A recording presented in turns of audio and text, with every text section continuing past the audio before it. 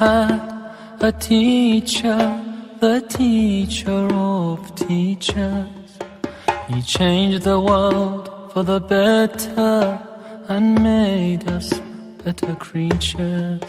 Oh Allah, we've shamed ourselves, we've strayed from al-Muallim. Surely we've wronged ourselves, what will we say in front of him?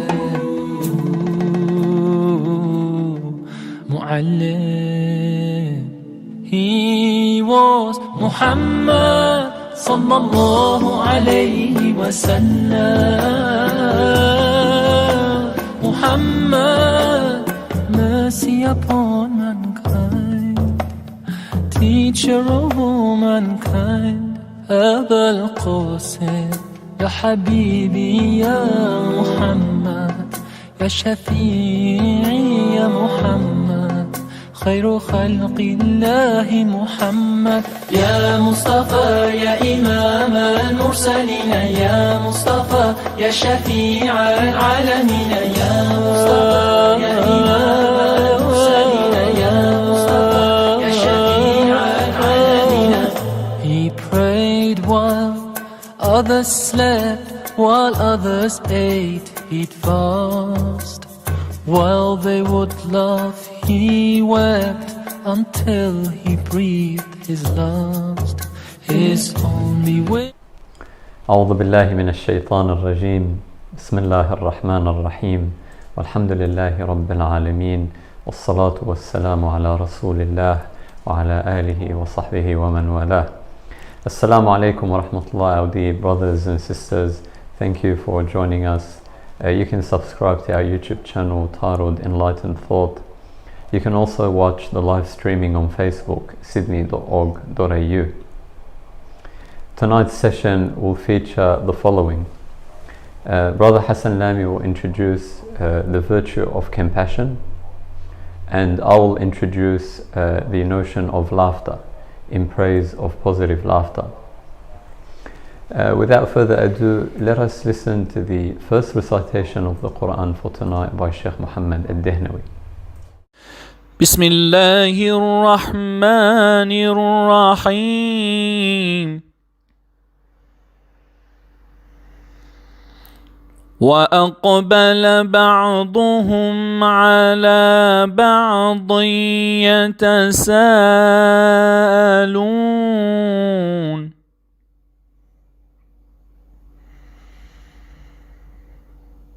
قالوا إنا كنا قبل في أهلنا مشفقين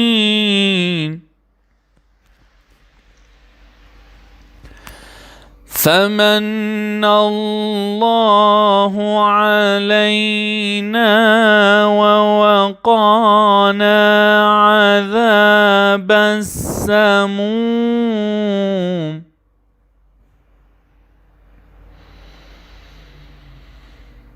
إنا كنا من قبل ندعوه إنه هو البر الرحيم.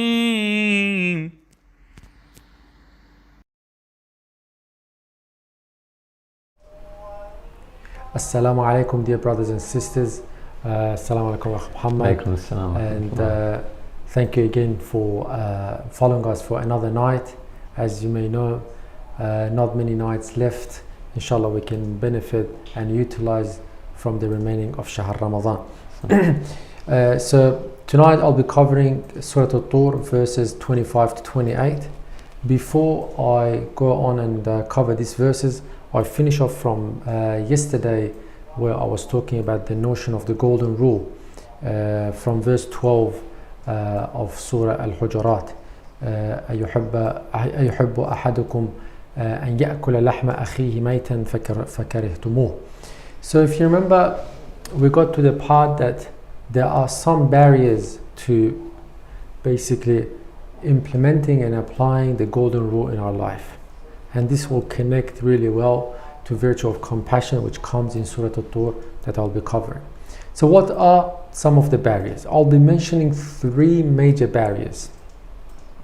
The first one is egoism. The first barrier to golden rule, whereby you treat others the way you want to be treated, or you don't treat others the way you don't want to be treated. اجعل نفسك ميزانا بينك وبين الناس, whereby you put yourself as the measure in between yourself and the other. Egoism, where yourself is the center of the discussion.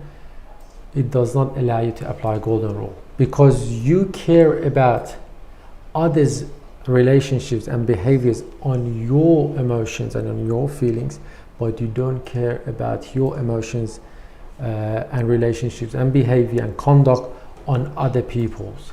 So that's the first factor, the egoism, which doesn't allow you to move on. And that's why Immanuel Kant used to stress on this point, that you have human and non-humans. Non-humans are and can be used as an instrument in life, but humans cannot be used as a mean. We cannot use humans as an instrument. Someone who is egoistic cannot use golden rule, because he sees everyone as an instrument. He sees everyone as a mean to the end that he wants to achieve. Because, as Immanuel Kant said, non-human beings are instrument, and maybe that's one of the meanings of sakhara, where everything is designed to get you to your destination. But human beings in our relationship cannot be an instrument. The relationship needs to be mutual. So that's the first factor. The second factor, the first one was more of a behavioral, emotional aspect, egoistic. The second is more of an epistemic aspect. And this is because sometimes we get accustomed to the situation that we are living. For example, imagine you are a teacher for 20 years. What happens? You cannot feel and you cannot understand how it feels like to be a student, to be a university student, to be a high school student. So there is that epistemic difference between you and the other. Why? Because for a long time you haven't tried to put yourself in people's shoes. Doesn't make it whether you're a teacher, preacher, you're a worker, you're a doctor, engineer, lawyer, you're from a high class, low class, so on and so forth. There is a English story where it says that once the teacher asked a rich student to write about poverty, and the student wrote about a poor student, and he wrote the student was poor, his family was poor, their driver was poor, even their gardener was poor, even the waitress that they used to have was poor. That's how he understood poverty. How can a poor person has a gardener and a driver? So that's how because a rich person has never understood and has never met and has never encountered a poor person, so they think poverty means that the driver and the gardener and so on and so forth, they are poor as well. So this is the epistemic difference, and maybe that's why we understand from Islamic recommendation, try to mingle with different types of people from all the walks of life. If you're rich, try to mingle with the poor people. If you're from high class, try to mingle with the lower class. If you're let's say of a certain profession, try to mingle with other professions as well. Try to go see even the dead people, meaning go to the cemetery and the graveyard, in order to mingle with different walks of life, so you may understand the situation, to minimize this epistemic difference. So when you want to apply the golden rule, it allows you to go and understand how they feel and how they may visualize the situation that they are living. So that's the epistemic. The third one, so the first two we can minimize. The third one we cannot change. The third is when we say something or we behave something, it transmits something to the other person in terms of feeling and thoughts. Some of these feelings that we have transmitted and projected to the other, we know of them. For example, I said something which may cause laughter. I know the person is going to get happy. So these are the feelings I know I have transferred. But there are parts of what I do which creates emotions and feelings in the other that I don't know of. Maybe I say a sentence, seems like it is fine, but it's helpful. It hurts the other, but I'm unaware of it. This part we cannot minimize it, and that's why golden rule has its own limitations. So these are the three barriers, and hopefully we can at least minimize the first two, which is the moral perspective, and that is the egoistic factor, and the epistemic factor, which is try to mingle with different walks of life, which makes it easier to understand their perspective and the understanding of life. Now, what's left before we move on is where shall we apply golden rule? Because there are different fields in which golden rule can be applied.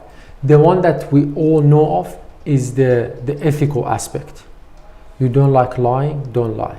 You don't like dishonesty, you don't like backbiting, you don't like jealousy, you don't like to be called by names, so try to avoid it.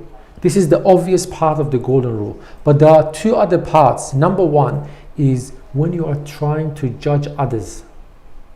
For example, when we commit a mistake and others tell us, why did you do that? We tell them that we had good intentions, although my behavior was wrong. What in the Islamic akhlaq is called al-husn al-fi'li wa husn al-fa'ili. So in terms of the husn al-fa'ili, I had a good intention. Although my husn al-fi'li, the actualization of that intention, did not happen the same way. Golden rule says that you should deal with others based on the same thing that you want. So if the other does something and it is hurtful and it's wrong, maybe they had a good intention. So they had husn al-fa'ili, although they did not have the husn al-fi'li. So that's the second field and the second area where we need to apply golden rule. And the third area, it is where what they call the weak and the strong spots. What do I mean by that? For example, after 8 hours of work, I'm tired. Maybe I just want to have some time to myself. I don't want to probably talk or be instructed to do something. But we don't deal the same way with others. So that's a weak spot most of us have after a long day of work. Probably we have a low threshold to anger and losing it. So if that's a weak spot, don't try to do it to the other. So that's the other part of the golden rule, which is about the social function and social etiquette. So that's in a nutshell about the concept of golden rule. Obviously there is a lot to be said, but let's move on to Surat al-Tur, if you have Quran, verses 25 to 28. So the context is basically about the people of heaven. وَأَقْبَلَ بَعْضُهُمْ عَلَى بَعْضٍ يَتَسَاءَلُونَ. So the people of the heaven, muttaki'in, they're sitting down, they come and ask each other, how did you get here? You know how when we meet each other after a while, oh, what are you doing now? Oh, I finished this, I'm working there. How did you get there? The answer, because whenever you revisit Quran, especially if you do it with the intention to comprehend it, it gives you a different perspective, especially in the context of the recent murder, which was very heartbreaking, happened in England. So the answer is very telling, because all of us want to make it to paradise. How did they make it? How did the people of paradise make it to paradise? They will provide two answers. And look at the first response, because the order also can give us some indication of the importance.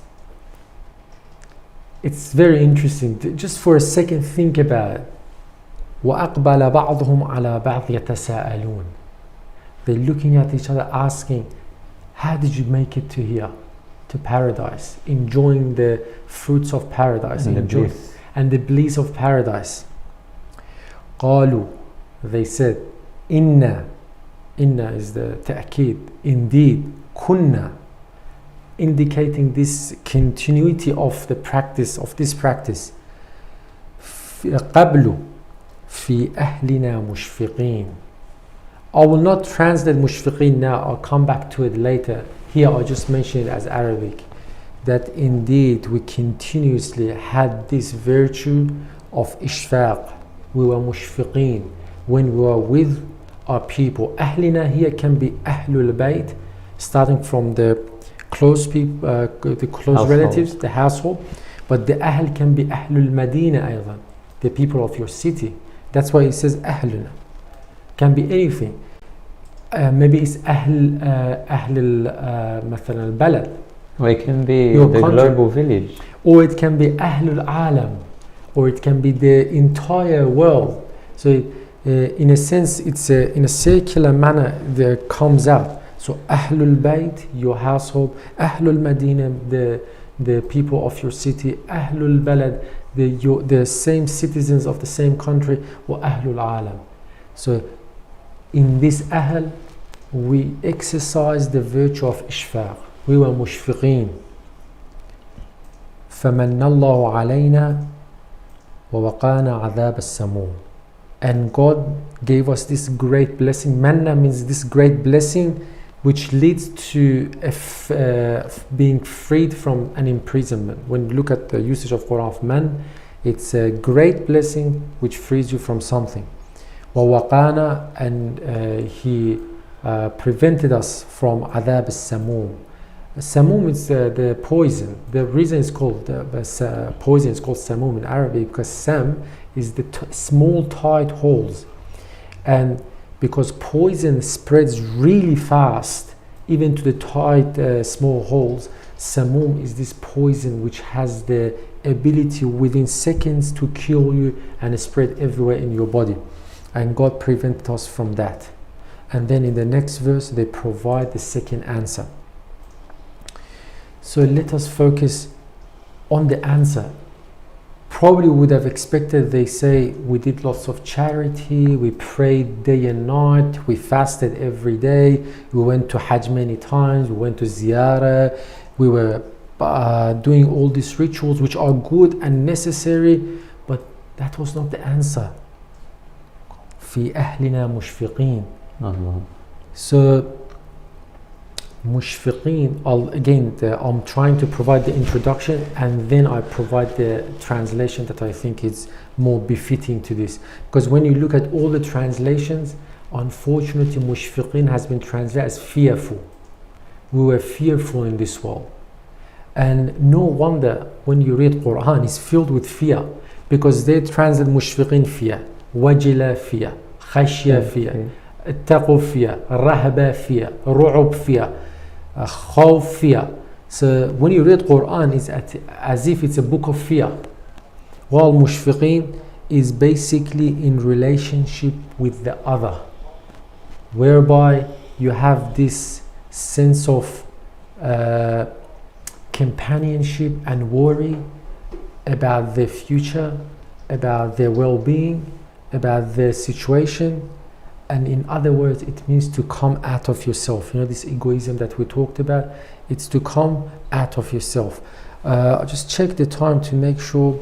So I'll stop here and then I'll continue inshallah in the second part to you, Akh Mohamed. Thank you, Dr. Hassan Lami, for a wonderful introduction that will pretty much link with positive laughter as a sign of Iman as well. So this is the reconstruction of Islamic thought at its best, inshallah. Let us now listen to the second recitation of the Quran in the context of Surat al-Rahman by Sheikh Mohamed al-Dihnawi. Bismillahir Rahmanir Rahim. الرحمن علم القرآن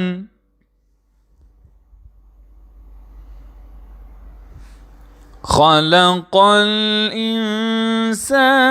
علمه البيان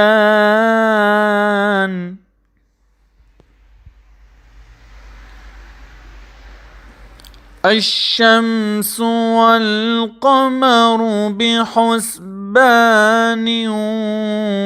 والنجم والشجر يسجدان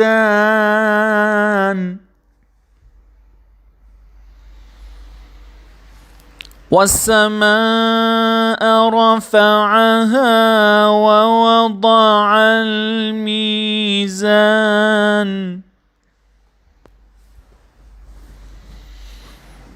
ألا تطغوا في الميزان وأقيموا الوزن بالقسط ولا تخسروا الميزان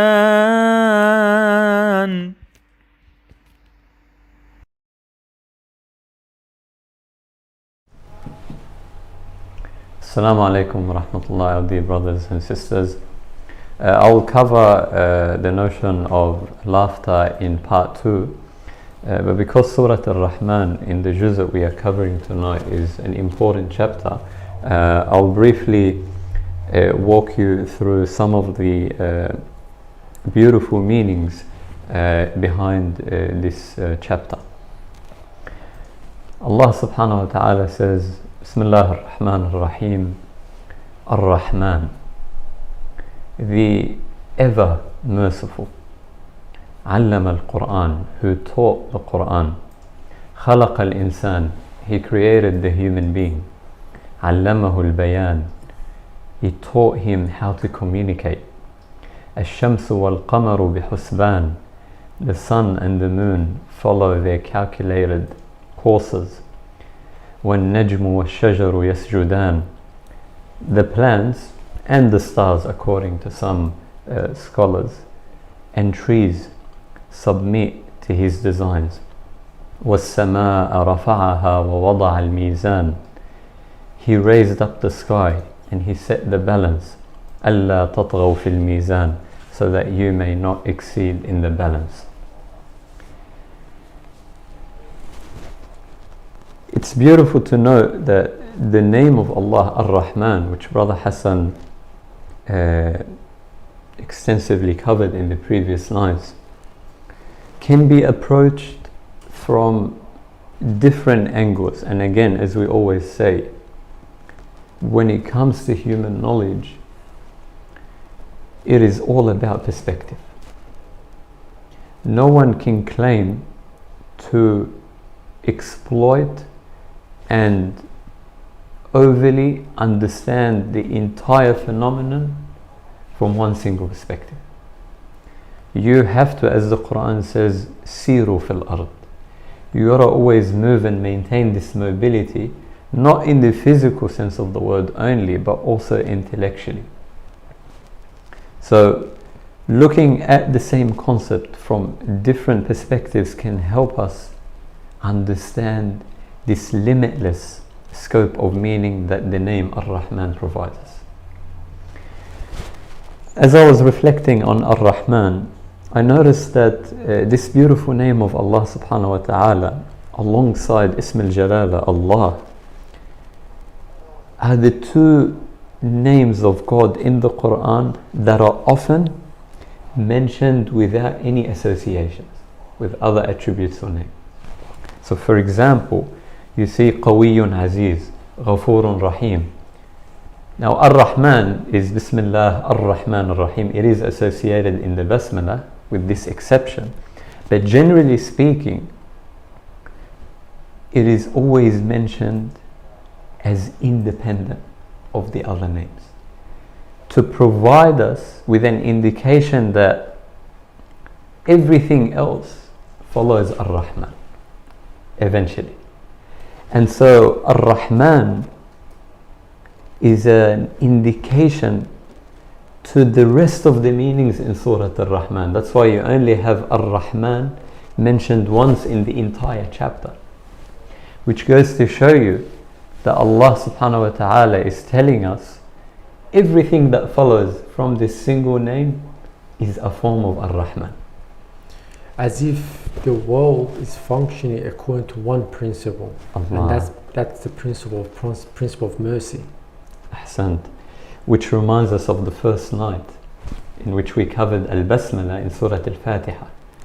Ahsant. خلق الإنسان, he created the human being. This khalq is governed and guided by Ar-Rahman. علمه البيان, he taught him to communicate. And communication reminds us of Jürgen Habermas, the German sociologist who introduced the notion of communicative rationality. We have different forms of rationality, but he believes that communicative rationality is an important avenue through which we can build a consensus around issues we differ with as human society in the public sphere. And that is why when we say communication, we are presupposing a common ground. And when Allah says Allamahu al-Bayan, Allah is saying that from the rahmah of God, you were taught how to communicate in order to reach a common ground. To create ar-Rahmah in the world. And to create ar-Rahmah in the world, as opposed to beating one another down with the means of debate, and hence creating more noise and more mischief and animosity in society. But Allamahu al-Bayan can also refer to the tools of knowledge, because there is ilm in this bayan, which reminds us of last night's topic on rooms. We said that common is free, but facts are sacred. And we know that one of the greatest achievements of scientific practice in human history is the ability to experiment, evidence, and evaluate data, opinion, and information. Regardless of the domain, this in itself made knowledge be on top of opinion. And this in itself allowed what we call today as scientific progress. So the tools of knowledge are important. الشمس والقمر بحسبان. Now the natural phenomenon and the natural phenomena in the plural in the world usually follow calculated courses, meaning that they are basically pre-programmed to function according to a particular set of laws. وَالنَّجْمُ وَالشَّجَرُ يَسْجُدَانِ وَالسَّمَاءَ رَفَعَهَا وَوَضَعَ الْمِيزَانَ أَلَّا تَطْغَوْا فِي الْمِيزَانِ. But when it comes to human society, there is free will. There is chaos. There is disorder. There is a sense of conflict, which could cause social change for the better or for the worse of society. So the Quran here is telling us that you gotta maintain this cosmic homogeneity in the world, meaning that you have to always remember to make your chaotic society in line with the order of the universe. And this is not a fixed model of what order entails. That's why the Quran left it open with the usage of the word mizan. Mizan as a concept is one, which presupposes justice and equilibrium. But how we achieve this mizan can take different forms in different times and places. I'll give you one example. In the 19th century, so some sociologists believed that there are 90 sociological laws that cannot be changed. At the beginning of the 21st century, most of these laws were questioned, which goes to show you that as we expand in our experience, we become more aware of the limits of our knowledge and our discoveries. So, أَلَّا تَطْغَوْا فِي الْمِيزَانِ. I would like to mention 4 meanings of mizan, which means scale or balance. If you remember in the previous nights, and I'll finish in 5 minutes, in the previous nights, we don't like to repeat ourselves. We spoke about civic justice, and we spoke about anthropological justice. In this section, I'll introduce holistic justice and poetic justice in light of this chapter in the Quran. According to Professor Muntasir Mir, in his book Dictionary Quranic Terms and Concepts, which was published in 1987, he says there are 4 meanings of mizan in the Quran. Number 1, the balance and symmetry inherent in the universe. Number 2, the criterion for distinguishing truth from falsehood and telling right from wrong, which again is not limited to theology but also applies to sociology and whatnot. You can provide the example of rumors which we shared last night. And the interesting thing is that this second point of al-mizan as a criterion is not limited to the Quran, but is also extended to the previous scriptures. Number 3, the scales in reference to judging the moral actions in the hereafter. And again, al-akhirah is not limited to the hereafter as we conceive it to be. Al-akhirah means the end point of anything you do in life. Meaning that you live today, for example, you wake up at 8 a.m. Al-akhirah means how you will experience the totality of your day towards the end. So here we are not referring to a scale just in the sense of judgment on the day of judgment, but rather self-judgment on an everyday basis. Number 4, mizan, as giving of full measure in weight, trade and so on. Now, what is poetic justice? Poetic justice, to apply the notion of mizan to poetic justice, is the set of elements and components and ingredients that make a beautiful and rich story. One of the things we learn about creativity in life through experience is diversity. To diversify your life, diversify your choices, your preferences, your words, diversify your way of thinking. You look at, for example, the chapter of Yusuf in the Quran, you see this poetic justice. For example, one aspect of poetic justice is extension of time in a narrative. In the story of Yusuf alayhi salam, we see, according to some historical accounts, 40 years of distance between Yusuf and his father.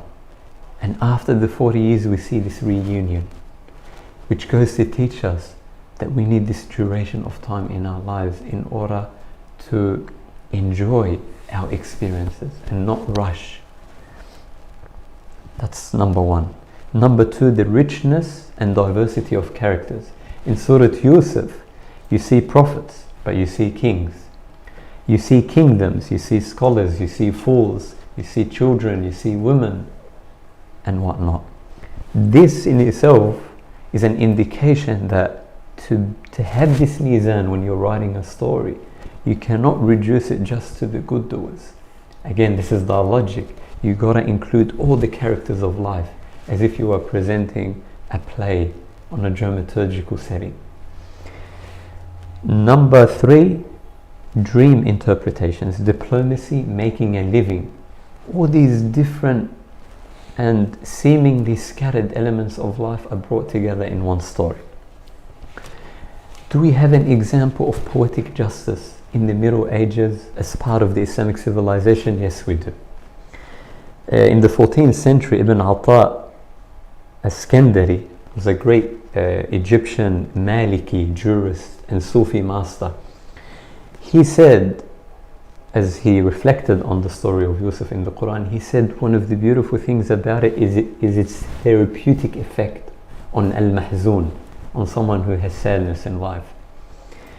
But this very poetic reflection inspired a practice in the Islamic civilization known as al-Mansuri hospital practice. For example, in some of the biggest Arab Islamic pre-modern world, in medieval Qahira, Cairo, we had this Al-Mansuri hospital. Now, how did poetic justice be manifested in Al-Mansuri hospital? In addition to medicine, dietary and somatic equilibrium, the mizan in the medical field, physicians ensured patients were entertained and soothed by music, storytelling, comic plays, as part of a holistic recovery process. Isn't this an example of al-mizan, which we derive from ar-Rahman? My dear brothers and sisters, I'll finish off. And remember, this notion of poetic justice is related to the cosmic sense of homogeneous design and order. When art and science conjoin, they provide us with this sense of entertainment and understanding in one. I'll finish off with holistic justice through a quick example. I won't delve into detail, I'll just provide you with the key points. The Kingdom of Bhutan today. The Kingdom of Bhutan is an interesting case of how we can achieve أَلَّا تَطْغَوْا فِي الْمِيزَانِ. I personally find it interesting to look at not just Ahsan al-Qasas from the Quran, but also Ahsan al-Namadij from the contemporary world. The Quran is providing you with the ideal through these qasas. Now you have to look for the ideal within the limited time and place of your age in the world. And I found Bhutan. Bhutan in the 1970s introduced something known as gross national happiness, as opposed to gross national product, as a measure to determine the collective happiness of a society, of a nation, of a country. Now, what is gross national happiness? 9 principles. Number 1, psychological well-being, or 9 domains. 2, health. 3, time use. 4, education. 5, cultural diversity and resilience. 6, good governance. 7, community vitality. 8, ecological diversity and resilience. And 9, living standards. Now, in the Kingdom of Bhutan, as you know, it's sandwiched between the 2 most populated countries in the world, India and China. However, it has less than 3 billion USD GDP. So, relatively speaking, it's not a rich country. But the collective happiness is fascinating. It's a small economy, but it gives free education, free health. It celebrates art and architecture. 71% of Bhutan is under forest cover, over 800 million trees. And there is a law which says that the king should retire at the age of 65. Isn't this أَلَّا تَطْغَوْا فِي الْمِيزَانِ? And finally, my dear brothers and sisters, one of the members of the Bhutan kingdom once attended a conference. I remember, I think in the UAE, to speak about happiness. In his keynote, he mentioned something that perhaps can open a new field for understanding al-Mizan in Surat al-Rahman. He said, when I traveled to the UAE, they offered me a high standard hotel to sleep in as an accommodation. But I couldn't sleep all night. He said, because my psychophysical makeup from Bhutan is not used to a luxurious, high standard place for accommodation and sleeping. Perhaps we need to reconsider our understanding of Mizan and include a cultural accommodation that meets the psychophysical and spiritual needs of each person based on their cultural context, even when we are inviting them to conferences abroad. وآخر دعوانا الحمد لله رب العالمين. Let us go for a 5-minute break, then we will return to our second part, inshallah.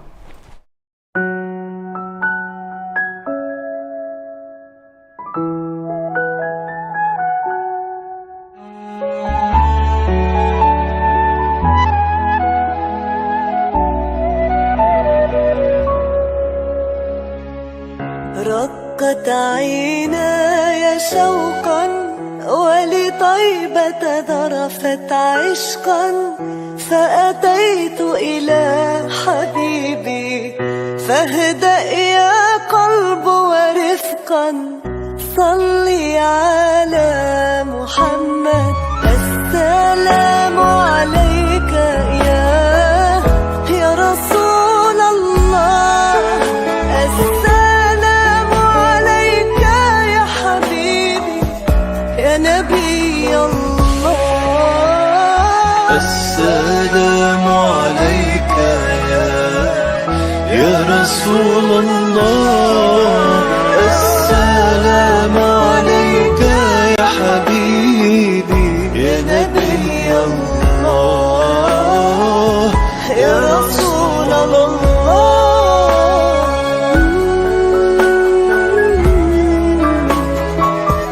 يا رسول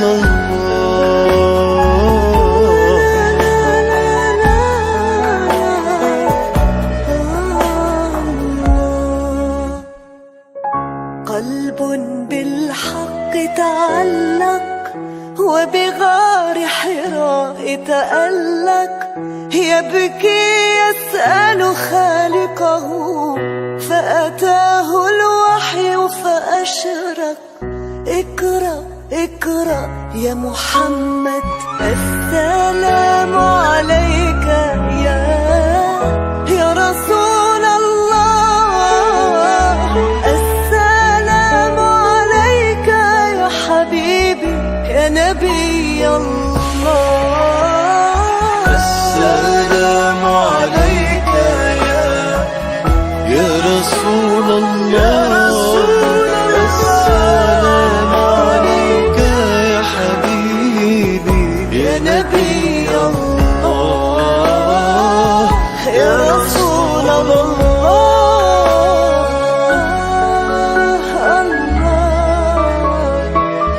محمد رسول الله يا رسول الله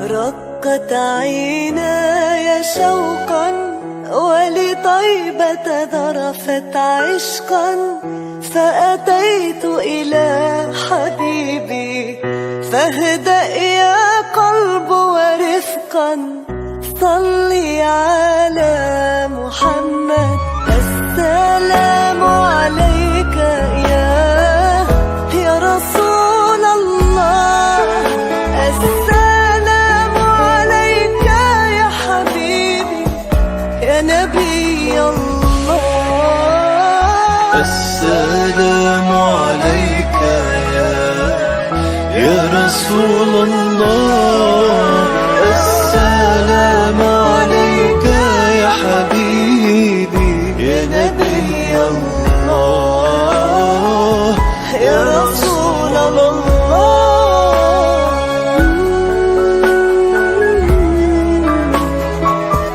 يا رسول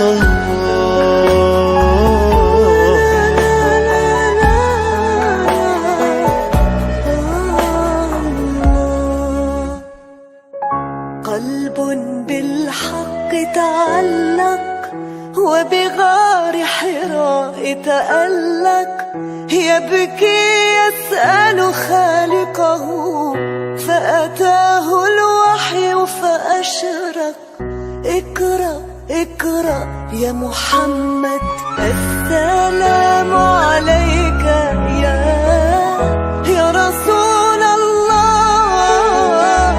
السلام عليك يا حبيبي يا نبي الله السلام عليك يا رسول الله السلام عليك يا حبيبي يا نبي الله على الله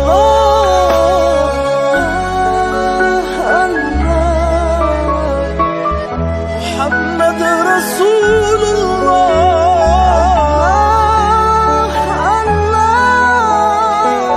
يا رسول الله.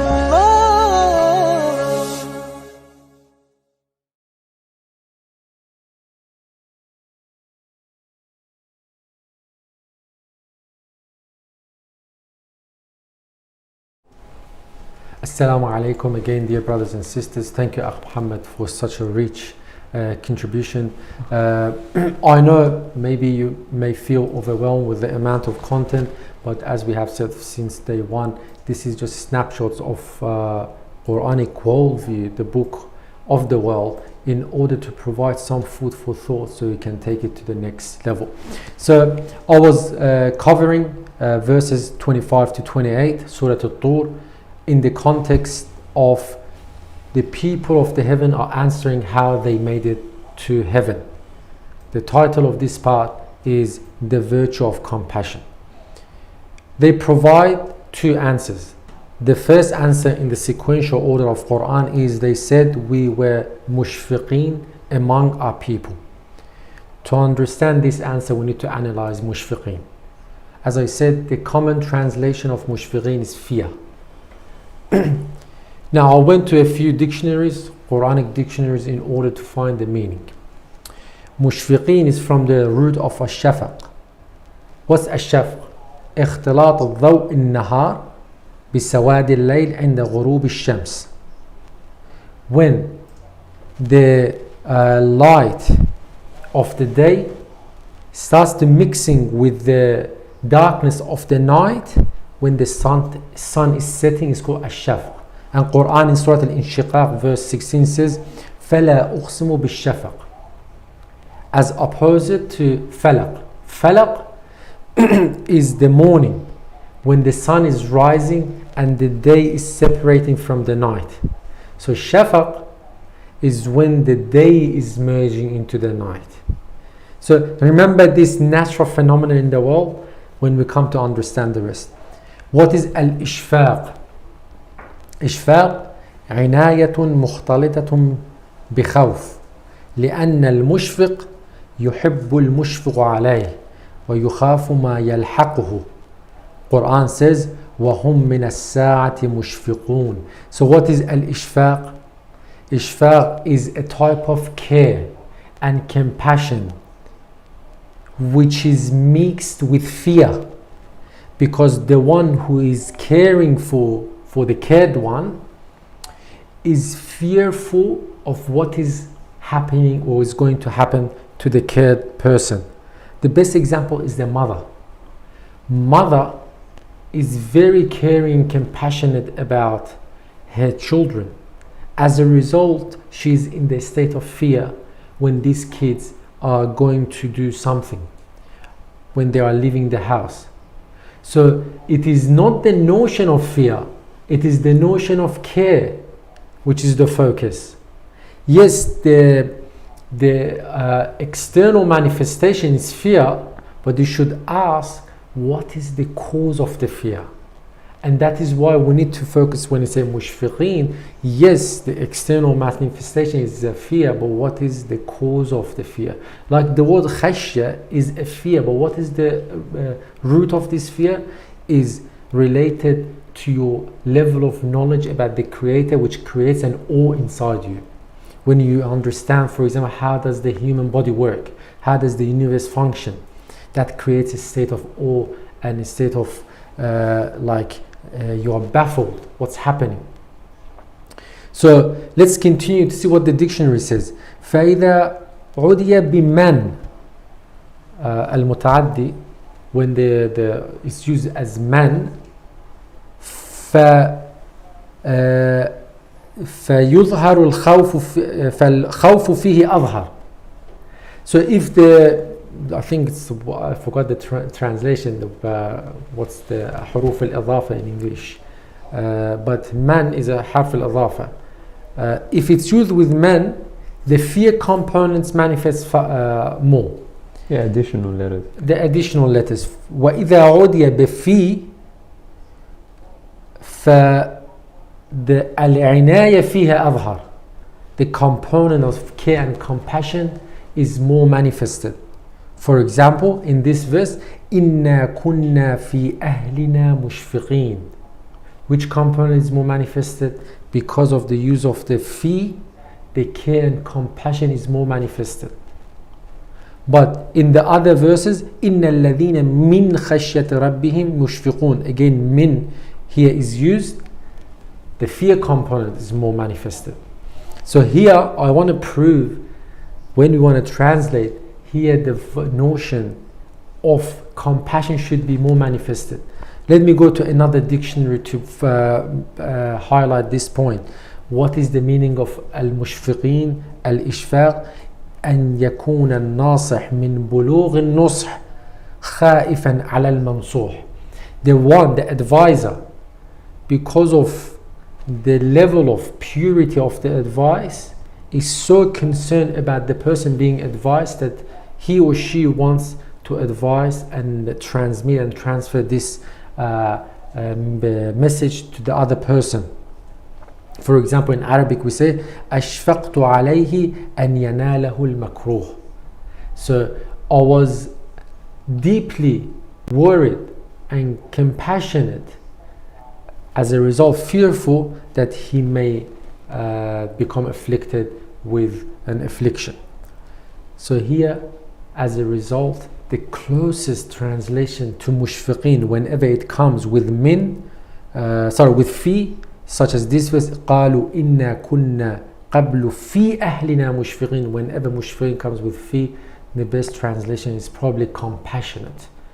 A compassion which generates fear. But now we need to understand compassion in order to highlight this notion. What is compassion? Compassion is composed of two words. Kam, which means together, like community, like kam, the verb kam itself, which means together. And passion or passion, which comes from the Latin origin of patai, which means to suffer, to endure. That's why a patient is called a patient, because the patient goes through suffering.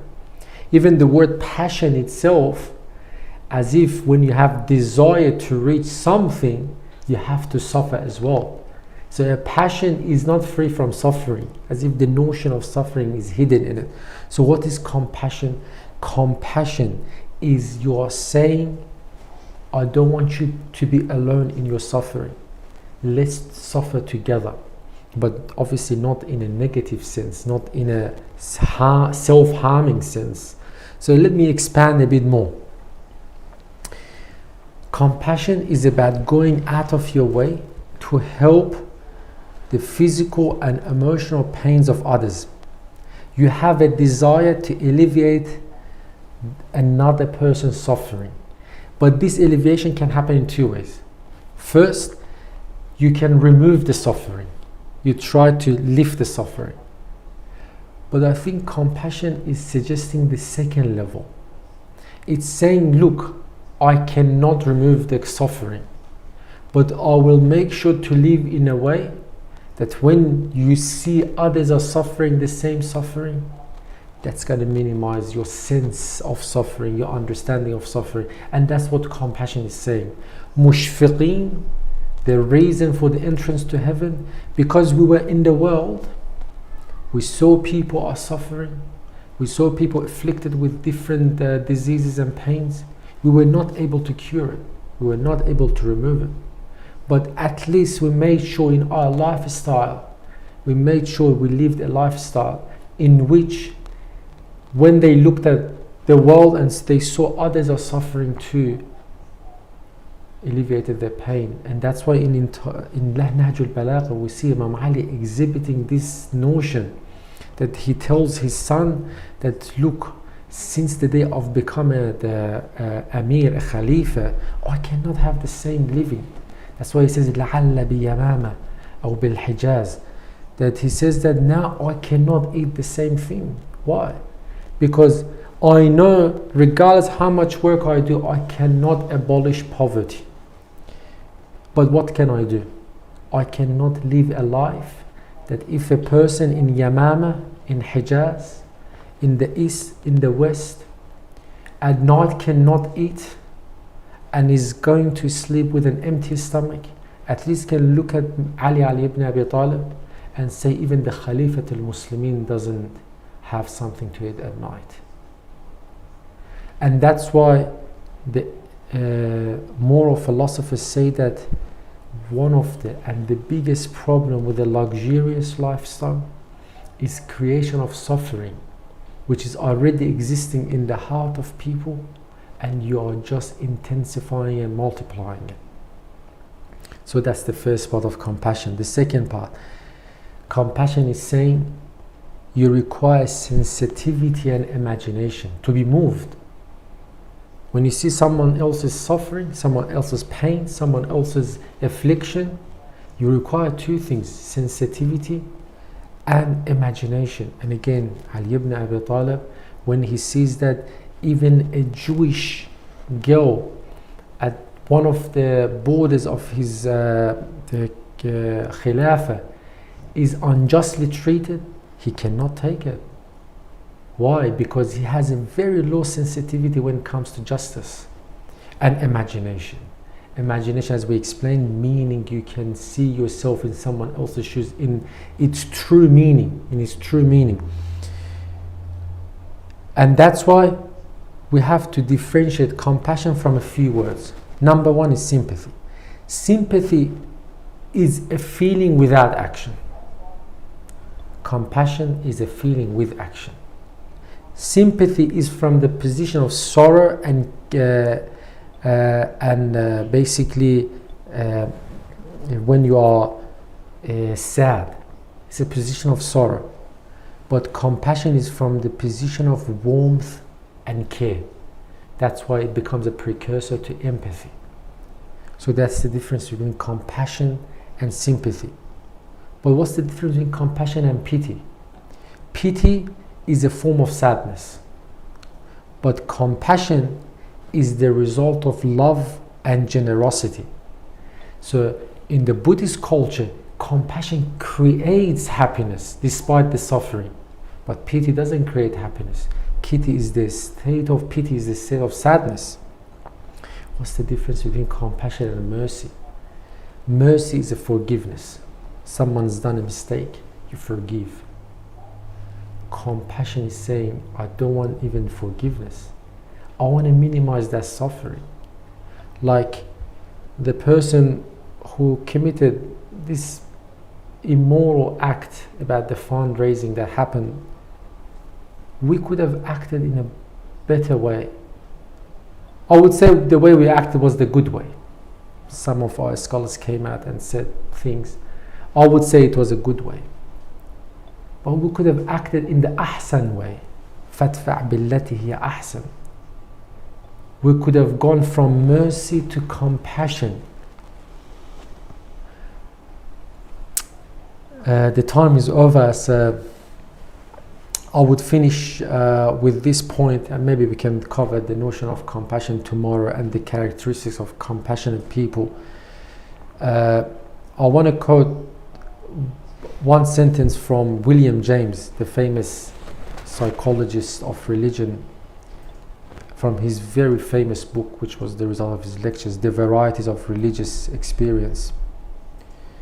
He says, I've never seen someone, a saint, to ask someone about their religion, to ask them, what is your religion? And that is compassion. Compassion has respect for human as human. Al-insanu bima huwa al-insan. ليس إنسان بمسمياته بتعلقاته. With this I finish, and inshallah tomorrow we can cover more. Thank you very much, Hassan, for your really enlivening thoughts on compassion. You watered our desert with the life of your words. Allah subhanahu wa ta'ala accept your deeds and contributions. Let us now listen to the final recitation of the Quran by Sheikh Mohamed al-Dihnawi for tonight. بسم الله الرحمن الرحيم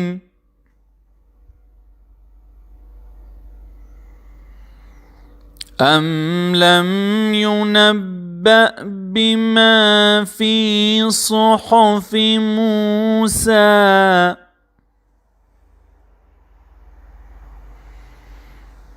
وإبراهيم الذي وفى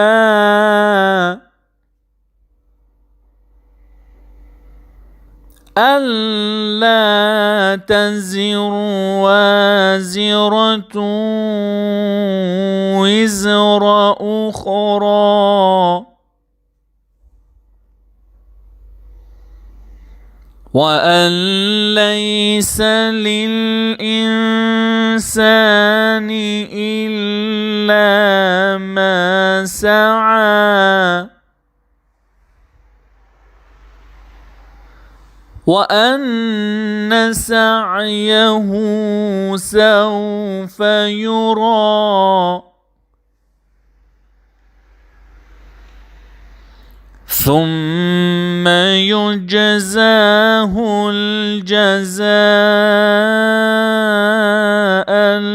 الأوفى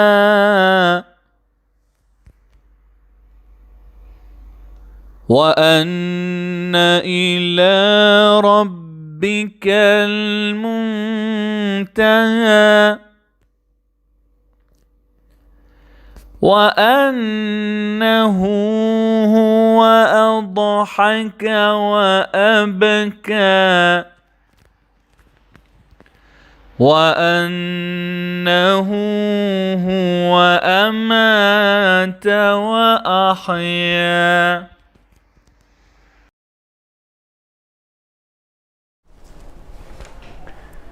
Assalamu alaikum wa rahmatullahi, our dear brothers and sisters. Allah subhanahu wa ta'ala says, Bismillah ar-Rahman ar-Rahim, وَأَنَّهُ هُوَ أَضْحَكَ وَأَبْكَى. It is He who has enabled laughter and tears. The notion of laughter and humor is one of the most elevating fields of study in contemporary neuroscience as well as positive psychology. I think this topic is much needed today because we often come across types of religiosities whereby we see individuals, the more they become religious, the more frowning they appear. The more we assume that we are getting closer to Allah subhanahu wa ta'ala, the greater our seriousness towards everything in life, which again is a double-edged sword. And this is why we always say, you know, when you approach the Quran, you are approaching life. Ahsan. And Brother Hassan mentioned something about this in his very interesting, I call it Quranic genealogy, where he traces the psychology of our understanding of certain concepts in the Quran, which reflect how we live in life. So this type of behavior, this type of religiosity needs to be critically reflected on, dissected in light of what we understand about life. What do we understand about ourselves? And what do we gain from our religiosity in life? وَأَنَّهُ هُوَ أَضْحَكَ وَأَبْكَى. Some scholars said that this ayah is referring to laughter and tears, which again is expressed from different kinds of emotions, is something innate. It is not cultural, but rather natural. It is primordial. And one of the famous researchers who confirms this particular view is Paul Ekman, the American psychologist. The Sixth Universal. Hassan, and he is 86 years old at the moment. One of the greatest psychologists in our day and age. He studied the phenomenon of spontaneous expressions, facial expressions in Papua New Guinea. And he tried to compare New York with Papua New Guinea, meaning the Western cultural understanding of facial expressions with a culture that comes from the Stone Age and lives in the other part of the world. The interesting insight that Paul Ekman blessed us with is 16 types of smiles and happiness. So a smile is not simply a smile. A smile is an expression of a particular emotion, situation, condition you are living. And obviously people with high levels of emotional intelligence can actually differentiate between different types of smiles. Nevertheless, I have to acknowledge that there is research out there in the literature that are trying to say that we need to balance this perspective. Culturally conditioned emotions do not allow us to universalize particular emotions. But nevertheless, there is a degree of universality when it comes to laughter. Allah subhanahu wa ta'ala in the Quran says, وَجُوهٌ يَوْمَئِذٍ مُسْفِرَةٌ ضَاحِكَةٌ مُسْتَبْشِرَةٌ. Some faces will be beaming, laughing and rejoicing on the Day of Judgment. As if this is an example of how a true mu'min in life is someone who laughs. Someone who enjoys the imperfections of his life, of his character, of the drama around him in the world. Mm-hmm. Whereas in has passion despite the suffering. Hassan, exactly.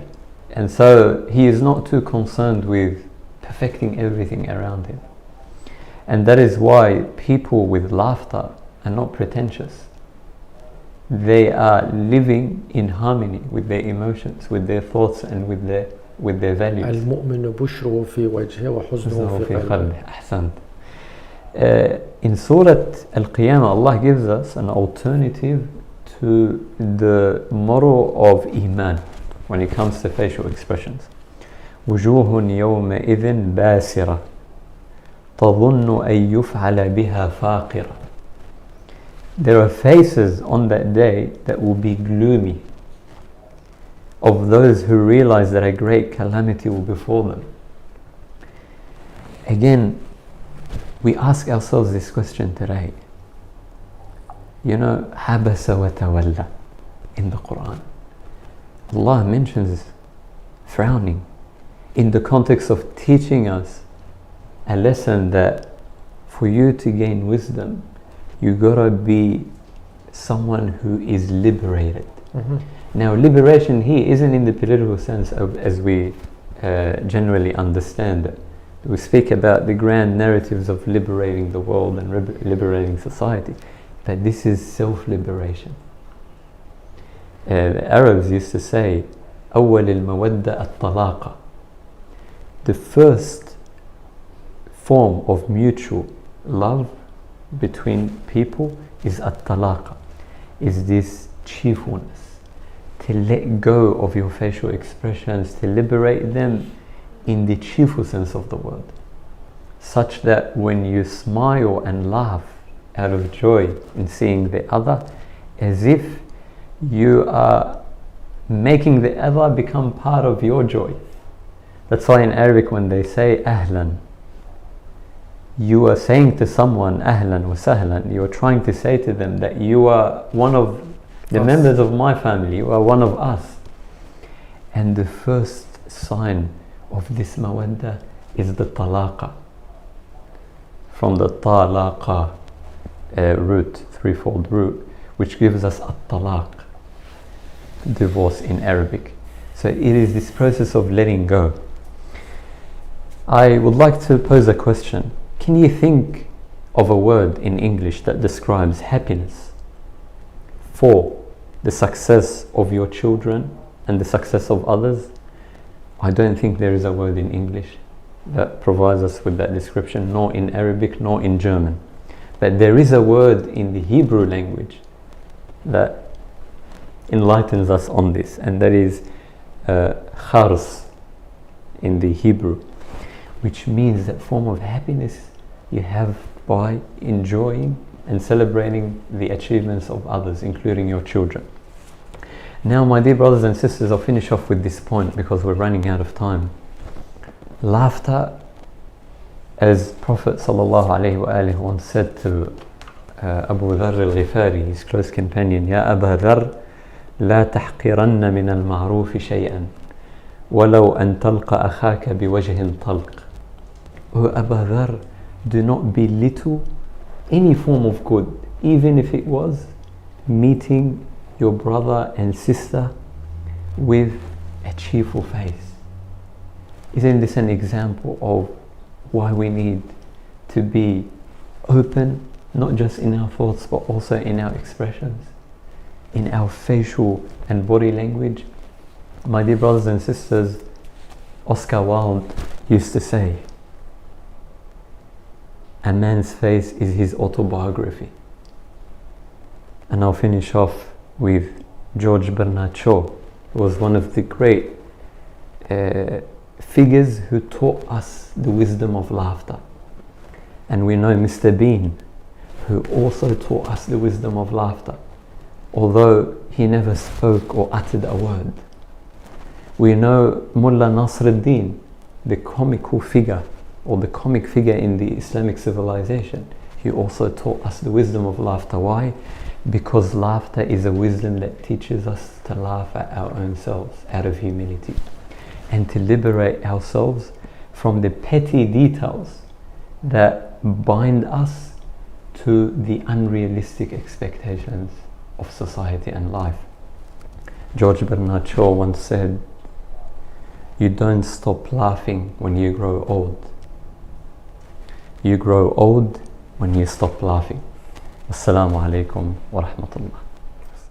مولاي صل وسلم دائما أبدا على حبيبك خير الخلق كلهم. مولاي صل وسلم دائما أبدا على حبيبك خير الخلق كلهم. يا نبي سلام عليك، يا رسول سلام عليك، يا حبيب سلام عليك، صلوات الله عليك. صل على النبي وتبسم، ده النبي تبسم وتبسم، ده النبي تبسم. اللهم صل عليه. قلبي المتيم كلما صلى عليك وسلم ذاق السعادة مغرما. يا سيدي يا محمد صلوا عليه شافع الأمة، بذكر الرسول تشحذ الهمة. يا ربي بجاه النبي أزح الغمة، يا ربي بجاه النبي أزح الغمة. قمرون قمرون قمر سيدنا النبي، قمرون وجميل وجميل وجميل وجميل سيدنا النبي وجميل. محمد نبينا بنور هدينا، من مكة حبيبي نور سطع المدينة. من صلى صلاته واتحلى بصفاته، يا بخت اللي في ظله ماشي يشفع له في مماته. محمد. السلام عليك يا رسول الله. السلام